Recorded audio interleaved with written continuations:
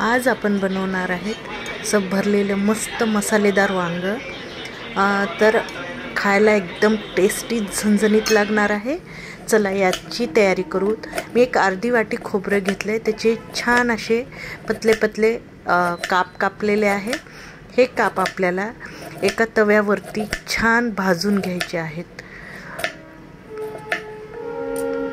त्यानंतर तव्या आपण बघा हे मस्त कढईमध्ये मी टाकलेले आहे, तवा कढई, आणि याला ना असं छान असं लालसर कलर आला पाहिजे।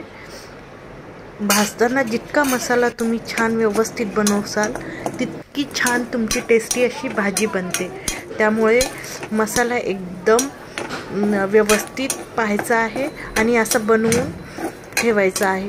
आणि हा जो मी मसाला सांगते हा तुम्ही 8 दिवस फ्रीजमध्ये स्टोअर देखील करू शकता। त्यानंतर असं बघा खरपूस झाल्याच्या नंतर ते आपल्याला ना मिक्सरच्या भांड्यामध्ये काढून घ्यायचं आहे आणि त्यानंतर थंड झाल्यानंतर काढून घ्यायचे। हे बघा मस्त अशी पेस्ट बनवलेली आहे।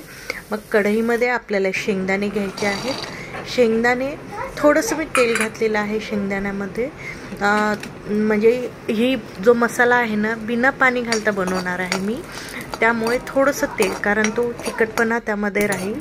मस्त शेंगदाणे भाजून घेतल्याच्या नंतर लालसर असे हे पण आपल्याला छान मिक्सरमध्ये काढून घ्यायचे आहे। खोबरं आणि शेंगदाणे हे आपल्याला वेगवेगळे काढून घ्यायचे आहे। मी तोपर्यंत मस्त एक लसणाचा गाठा सोललेला आहे। लसणाचा गाठा आणि शेंगदाणे मिक्सरच्या जारमध्ये काढून घ्यायचे आणि हे दोन्ही एकत्र आपल्याला मिक्सरमध्ये वाटून घ्यायचे आहे।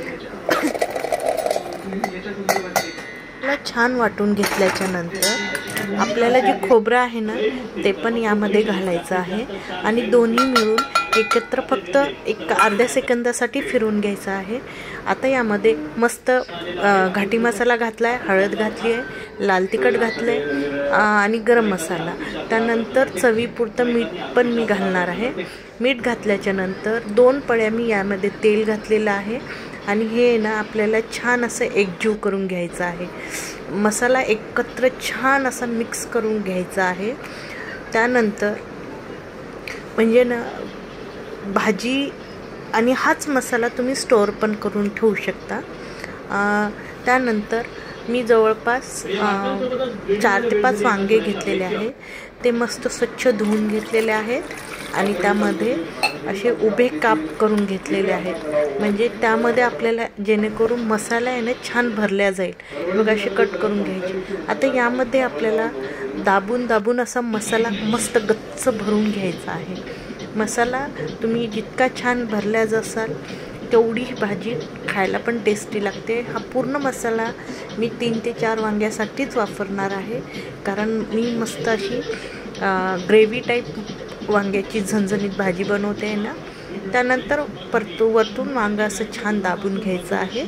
हे बघा आपले 4ही वांगे असे मस्त मसाल्याने मी भरून ठेवलेले आहेत। एक कढई घ्यायची आहे, त्यामध्ये तेल घालायचं आहे। 4 पळ्या मी तेल घातलेलं आहे। त्यानंतर जिरं घालायचं आहे। जिरं छान तडतडल्यानंतर आपल्याला जे वांगे आपण भरून ठेवलेले आहेत ना ते वांगे यामध्ये एक एक करून सोडायचे आहेत। वांगे आपल्याला छान असे परतवत राहायचं आहे। आत्ताच आपल्याला पाणी घालायचं नाही आहे, त्यामुळे लक्ष ठेवा। वांगे हे तेलावरच छान असे होरपळू द्यायचे। मग जो उरलेला मसाला आहे ना तो आपल्याला वरतून यामध्ये सोडायचा आहे। मसाला सोडल्याच्या नंतर आपल्याला छान हलवून घ्यायचं आहे आणि लक्ष करा मसाला सोडताना साईडला थोडंसं गरम पाणी कर। या भाजीत थंड पाणी कधीच घालायचं नाही, ती भाजी बेचव होणार। मी गरम पाणी घातलेलं आहे, म्हणजे फक्त ग्रेव्ही टाईप भाजी होण्यापुरतंच पाणी घालायचं आहे, जास्त नका घालू पाणी त्यामध्ये।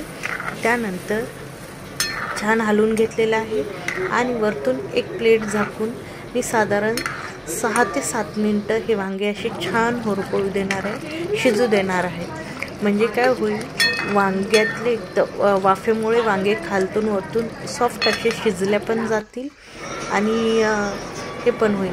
हे बघा आपली मस्त अशी वांग्याची भाजी झणझणीत अशी तयार झालेली आहे। तुम्हाला मी नवीन आहे, तुम्हाला माझ्या रेसिपी आवडतात का हे मला तुम्ही नक्की कमेंटमध्ये सांगा। अशाच रेसिपीसाठी भेटूया नेक्स्ट व्हिडिओमध्ये। तोपर्यंत बाय।